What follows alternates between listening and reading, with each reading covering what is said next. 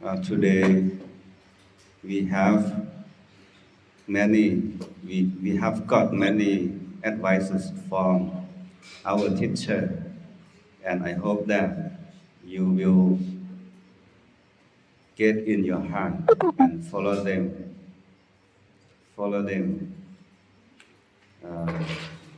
in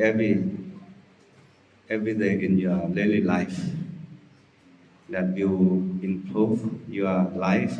better and better หวังว่าเนาะเฮาเจ้าข้าทั้งหลายว่าเป็นผู้สอนเกาหลีเนาะเป็นนักเรียนเกาหลีได้มาเข้าฟังกลุ่มนี้ก็ที่ได้รับกติกรรมสอนใจโอบาตาคำสอนใจมันหลายกว่าน้อยเนาะเป็นประโยชน์ต่อเฮา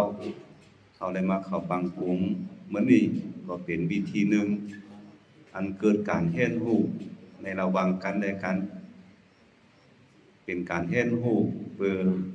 สร้างจิตใจเฮาพัฒนาตัวเจ้าเก่าเฮาขึ้นในไม่สูงสืบต่อไปในที่สุดนี้ก็ขอขอบคุณท่านเจ้าพระครูบาอุนหลงเจ้าอาวาสวัดราชธานหลงเจียงตุงเมืองมากสังฆนายกะอึงพิเศษสังฆนายกะอึงเมืองลาแล้วก็คณะครูสอนเจ้าทุกตุน Thank you all of you Thank you our teacher แล้วก็ยินดีขอบคุณนักเรียนหวังว่าเฮาจักไว้สืบเฮ็ดเป็นลำดับต่อไปก็การทำการเรียนในก็ที่ขับครูสอนแถงแล้วก็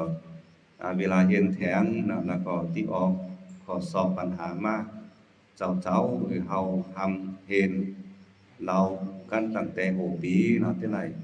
เบาใจเฮาอีกนึงแล้วก็